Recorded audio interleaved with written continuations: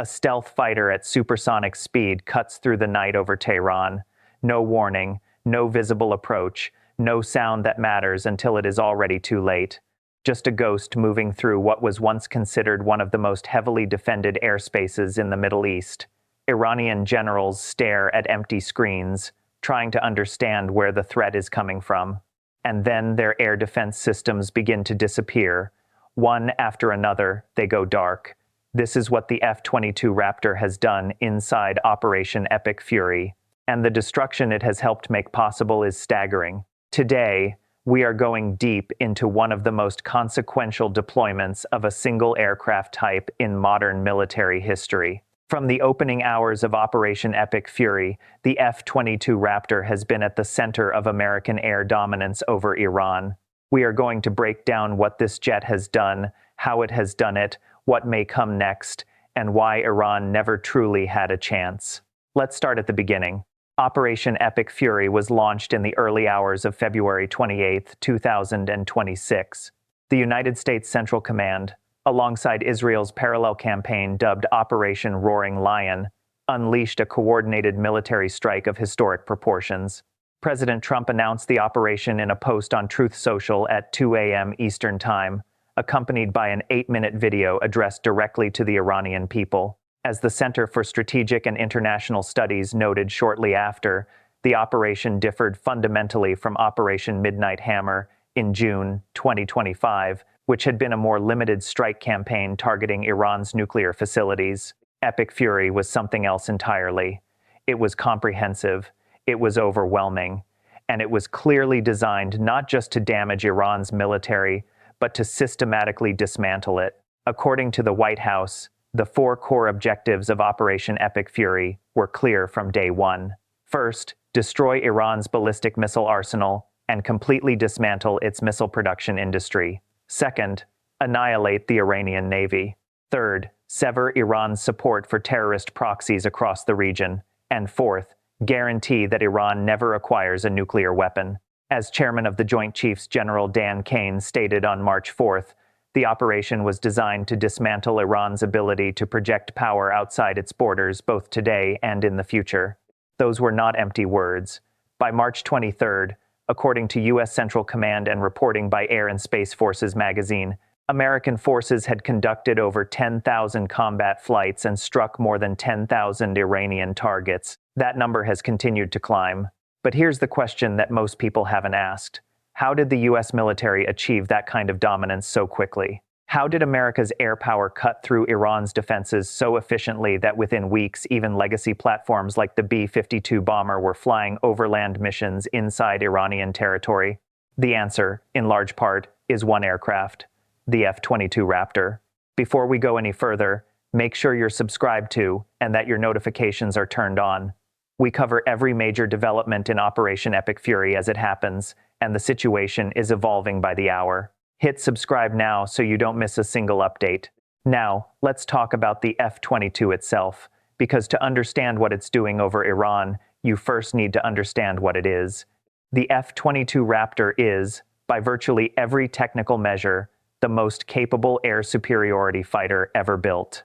The U.S. Air Force has described it as a combination of stealth, supercruise capability, integrated avionics, and maneuverability that delivers first look, first shot, first kill capability.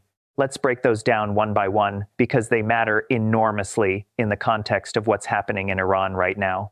Stealth.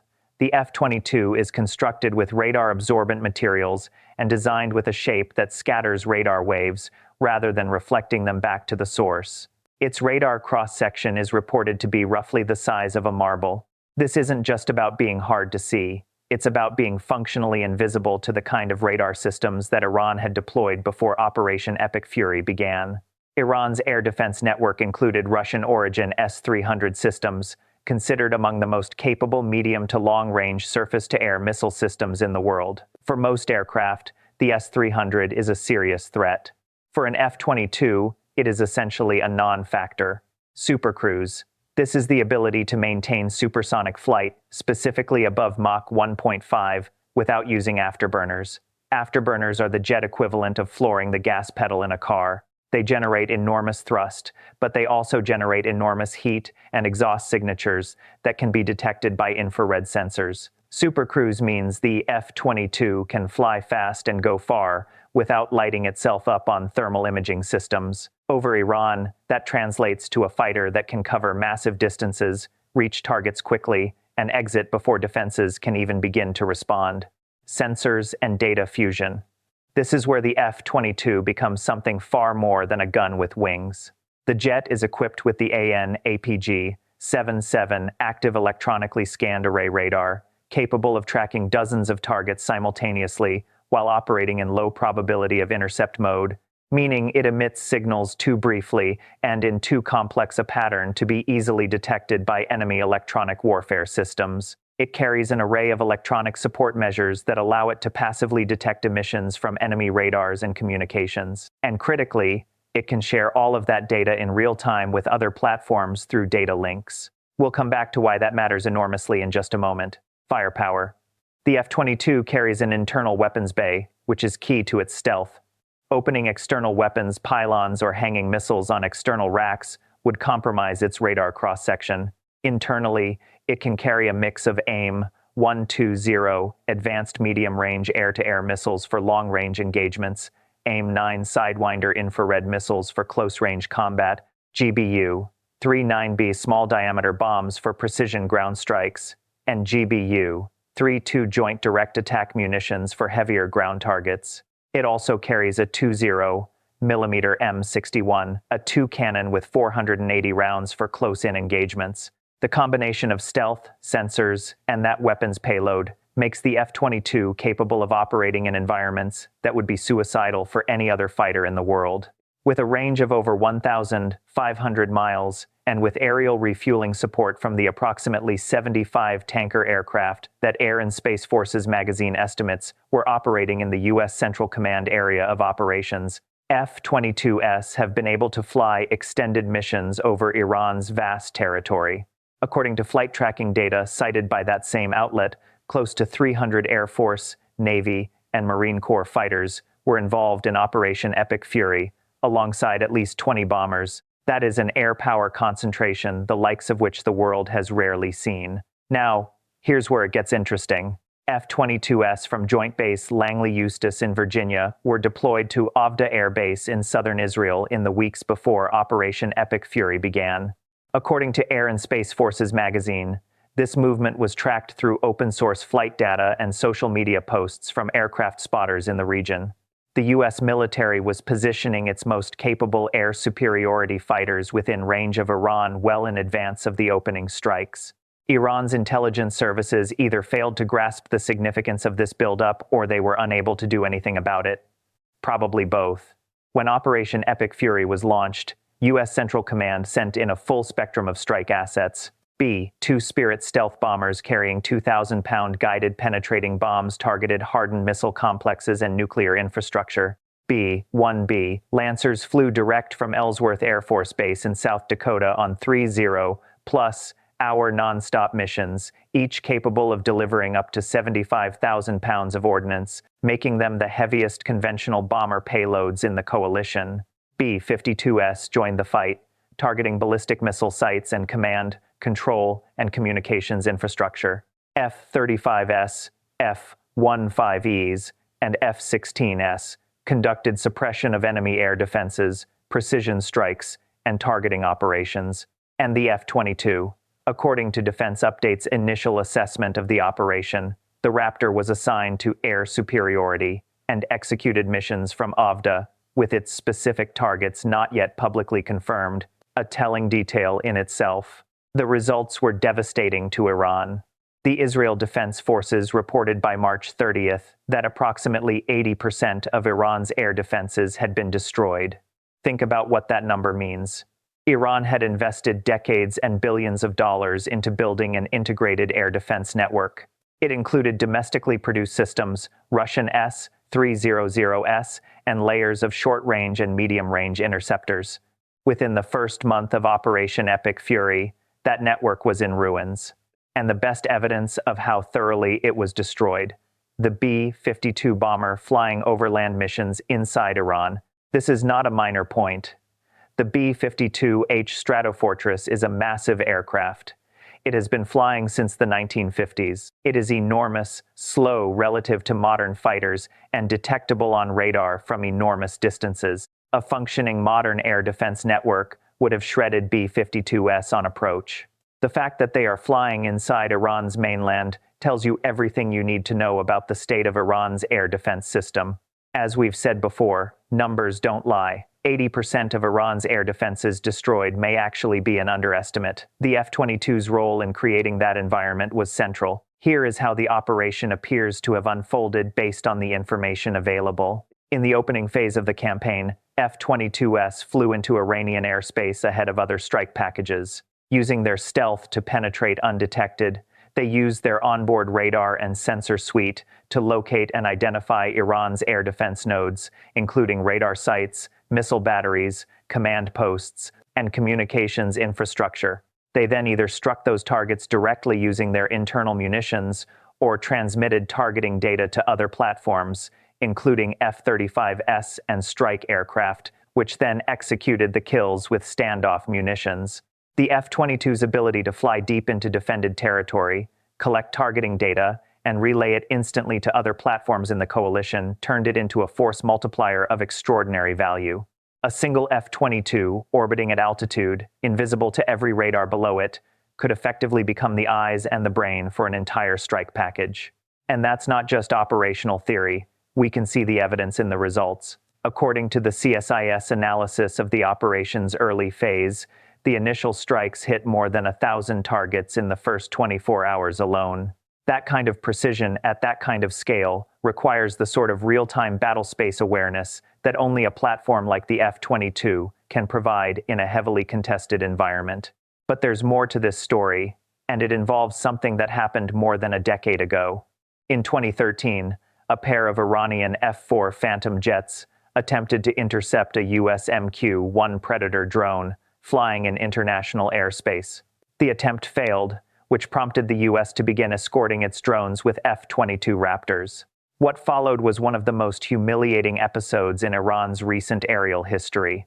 Lieutenant Colonel Kevin Sutterfield, piloting an F-22, detected the approach of the Iranian F-4S on his sensors long before their pilots had any idea he was there. He flew his F-22 directly underneath the incoming jets, loitered there for a moment, then pulled alongside them and delivered a simple message: "You really ought to go home." The Iranian pilots complied. They couldn't see him. They couldn't track him. They had no option but to leave. That incident was a preview, a trailer for the movie that is now playing out over Iran's skies. The IRGC had 13 years to study that encounter, to invest in radar systems that might have a chance of detecting the F-22, to develop countermeasures. They didn't. And now they're paying for it. By March 21st, as reported by Euronews, at least 70 senior Iranian regime officials had been killed since the beginning of Operation Epic Fury. That number includes some of the most significant figures in Iran's military leadership. Mohammad Pakpour, the commander-in-chief of the IRGC, was killed on the first day of the operation. The senior commander of the IRGC Aerospace Force, Esma Dean, was eliminated. Ali Hashemi, the Corps' former deputy coordinator, was killed. Multiple officers from the IRGC's Lebanon and Palestine branches were eliminated. Ali Mohammed Nayani, the IRGC's spokesman, was killed. We should also note that, as reported across multiple outlets covering the operation, the opening strikes of Epic Fury and Israel's parallel Operation Roaring Lion targeted Iran's supreme leader Ayatollah Ali Khamenei based on specific intelligence about his location, and he was killed in the opening hours of the campaign. The targeting of that level of military and political leadership with that degree of precision does not happen without comprehensive real-time intelligence. F-22s orbiting invisibly over Iran and feeding sensor data to other platforms are almost certainly part of the intelligence chain that enabled those strikes. Whether the Raptor was the platform that delivered the fatal blow in any specific case is less important than understanding the broader picture. The F-22 created the conditions under which other platforms could operate. It was the shield and the spear at the same time. Here's where it becomes particularly remarkable for Iran's remaining leadership and IRGC members. They know the F-22 is up there. They cannot find it. They cannot track it. and they cannot stop it. Iran's generals are living with the knowledge that at any moment, a targeting solution could be developed on their location, and they would never hear it coming. That is the kind of psychological dominance that changes how wars are fought. Now, as we mentioned at the start of this video, the situation is close to escalating into a new phase, and the F-22 is going to play a central role in what comes next. As of late March 2026, reporting from multiple outlets, including Al Jazeera, citing two unnamed U.S. officials, indicated that the Department of Defense is preparing for ground operations targeting Kark Island. For those unfamiliar with the geography, Kark Island is a small island off the coast of Iran in the northern Persian Gulf. It is the processing point for approximately 90% of Iran's crude oil exports. Whoever controls Kark Island controls the financial lifeline of the Iranian regime. The strategic logic is straightforward. Close down Kark Island and you strangle Iran's primary source of revenue. Combine that with the closure of the Strait of Hormuz, through which approximately 20% of the world's oil and liquefied natural gas flows, and you create economic pressure so severe that the regime has a difficult choice: negotiate or collapse. American ground forces are already assembling for this potential operation. According to SOF News and other outlets tracking the buildup, the 31st Marine Expeditionary Unit embarked on the USS Tripoli, along with the USS New Orleans and USS San Diego, is deploying to the region. The 11th Marine Expeditionary Unit is either en route or positioning. Paratroopers from the 82nd Airborne Division are heading to the region, giving the U.S. approximately 6,000 additional elite soldiers in the Persian Gulf area. These forces join roughly 50,000 American troops already stationed at bases throughout the Middle East. This is a ground force of real consequence. But ground troops on Kark Island would be sitting in an extraordinarily dangerous position without air superiority.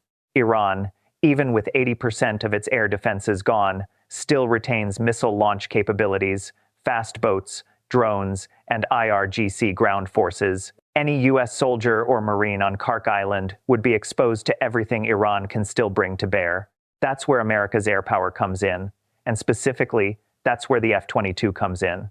The model from the aerial campaign over mainland Iran translates directly to the Kark Island scenario. F-22s would conduct sweeping ISR missions over the Strait of Hormuz coast, identifying missile launch sites, drone launch facilities, ammunition stockpiles, fast boat bases, and IRGC troop concentrations. That data gets transmitted to Apache helicopters, a 10 Warthog attack aircraft, and strike packages that can then eliminate those threats before they can be used against U.S. ground forces on the island. The F-22's GBU-39B small-diameter bombs are precisely the right tool for taking out hardened coastal targets without risking the kind of catastrophic collateral damage that would come from striking oil infrastructure at close range with larger munitions. There is also the question of the Strait of Hormuz coast itself. As of mid-March, reports had emerged that the U.S. had already deployed 5,000-pound bunker-busting munitions against hardened missile sites along the Iranian coast. Those strikes degraded, but did not eliminate, Iran's coastal strike capability. F-22s, using their stealth and precision, could systematically work through the remaining hardened targets in ways that non-stealth platforms simply cannot. An IRGC soldier with a man-portable air defense system, a MANPADS, has essentially no chance against an F-22. The jet would be on target, weapons away, and departing before the soldier could even acquire a firing solution. And the psychological dimension matters here too. Iran's IRGC commanders planning any kind of response to a U.S. seizure of Kark Island would be doing so knowing that every position they occupy, every vehicle they move, every missile battery they attempt to activate could be identified and targeted by invisible F-22s overhead. That constant looming threat fundamentally changes how Iran's military can operate. It creates hesitation, it slows decision-making, and in a fast-moving military situation, hesitation is lethal. There is one more dimension to the F-22's potential role that we need to address, and it is deeply controversial. President Trump has publicly threatened to strike Iran's water desalination plants. According to The Independent, Iran has been experiencing acid rain and heavy smoke since the start of Operation Epic Fury. The country is also in its 5th consecutive year of extreme drought, with some reservoirs currently sitting at approximately 10% of their maximum capacity. Desalination plants are critical infrastructure for making water safe for civilian consumption. Striking them would create a humanitarian crisis affecting ordinary Iranians far more than the regime's leadership. This creates a profound tension with Trump's stated goal of encouraging Iran's population to overthrow their government, and his direct message to Iranians at the start of the operation that their hour of freedom was at hand. Whether those strikes happen or not, if they do, Iran's remaining air defenses, however limited, would almost certainly be concentrated around these vital civilian infrastructure sites. Against most aircraft, that would create risk. Against F-22s, it creates only a marginal operational challenge. The Raptor's ability to penetrate layered defenses and strike with precision is exactly what would be needed if the decision were made to go down that road. We are not here to advocate for or against that course of action. We are here to give you the complete picture of what is militarily possible and what the F-22 brings to every scenario being considered. Let's zoom out now and look at the broader context of what this operation has already achieved, because the numbers tell a story that is genuinely historic. According to Air and Space Forces magazine, over 10,000 Iranian targets had been struck as of March 23rd. According to Geopolitics' operational overview, Iran's naval forces are assessed as between 85 and 95% neutralized. Over 120 Iranian vessels, including submarines and mine layers, have been damaged or sunk. Key port infrastructure has been targeted. The Iranian Navy, which once patrolled the Persian Gulf with enough confidence to harass American vessels and threaten global shipping lanes, is essentially gone as an organized fighting force. Iran's nuclear program, which had already been severely degraded by Operation Midnight Hammer in June 2025, has been targeted further. As CSIS assessed, the earlier campaign destroyed enrichment facilities at Fordo and Natanz and wrecked the metallurgy facilities at Isfahan. Operation Epic Fury has layered additional strikes on top of that, targeting administrative hubs, dual-use research facilities, and what are reported to be the Iran Atomic Energy Agency headquarters in Tehran and the explosive research testing facility at Parchin. According to Geopolitics' assessment, the nuclear program has been set back somewhere between 60 and 80% in terms of pathway to a weapon, though full permanent denial remains a challenge because of dispersed and underground elements. Iran's ballistic missile enterprise, the crown jewel of its regional deterrence strategy, has been systematically targeted. Launch platforms, production facilities, storage sites, and the command infrastructure that would have coordinated a missile campaign have all been hit. In the first 4 days of the operation alone, according to Defense Update, Iran launched over 500 ballistic missiles and 2,000 attack drones in retaliation. But that enormous volley represents Iran burning through its existing stockpile in desperation. Its ability to replenish that arsenal has been severely compromised. The IRGC itself, the organization responsible for projecting Iranian power across the region, has lost not just its commander-in-chief and dozens of senior officers, it has lost the command and control infrastructure that allowed it to coordinate operations in Lebanon, Syria, Iraq, Yemen, and Gaza. As of March 29th, according to JINSA's operational update, Iran was continuing to launch missiles against Gulf states, but at significantly reduced rates. Iranian missile fire against Gulf targets had dropped 22% in a single day, with 42 missiles fired on March 29th, down from 54 the previous day.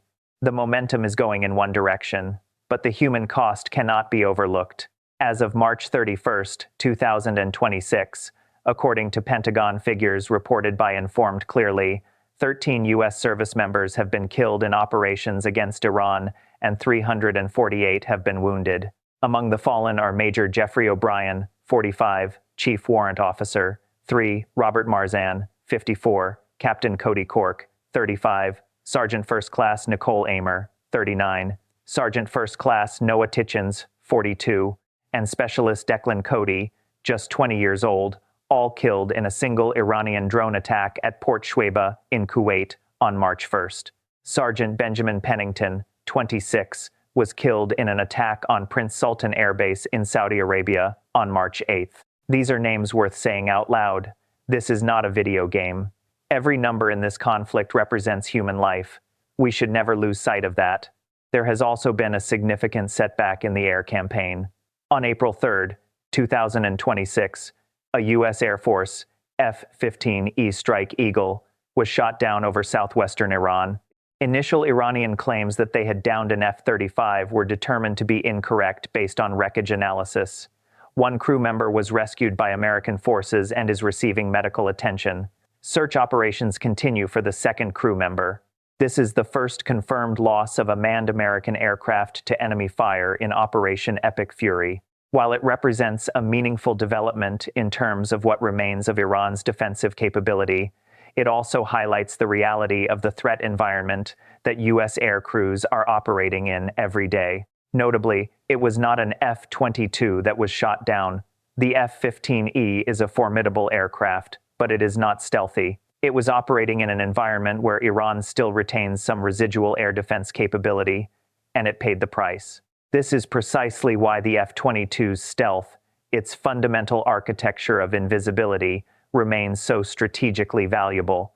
You cannot shoot down what you cannot see. Going forward, Iran's Gulf neighbors are beginning to respond in their own way to the attacks they've sustained. Bahrain intercepted 8 ballistic missiles and 7 drones in a single day. According to JINSA's March 30th update, the UAE has faced escalating Iranian missile and drone attacks. Kuwait, Qatar, and Saudi Arabia have all been targeted. These countries are not passive bystanders. They are increasingly active participants in the effort to contain and respond to Iran's aggression. The balance of power in the Gulf is shifting in real time, and it is shifting against Tehran. Iran knew the F-22 was coming. The U.S. Air Force's specifications were public. The 2013 incident with Lieutenant Colonel Sutterfield and the Iranian F-4S was public.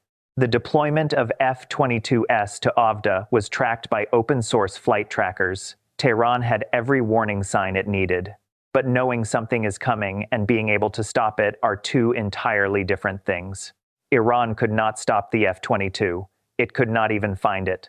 That technological edge, that profound asymmetry between America's most advanced platforms and the systems Iran built to defend against them, is the defining military reality of Operation Epic Fury. And the F-22 Raptor is its sharpest expression. We'll continue tracking this story as the operation evolves, as the Kark Island situation develops, and as the broader strategic picture becomes clearer. The next chapter of Operation Epic Fury is being written right now. And whatever direction it goes, America's F-22S will be in the sky above it, invisible, lethal, and utterly dominant. Thanks for watching. If this video gives you a clearer picture of one of the most significant military operations of our time, subscribe to the channel, share this video, and leave a comment with your analysis below. We read every one.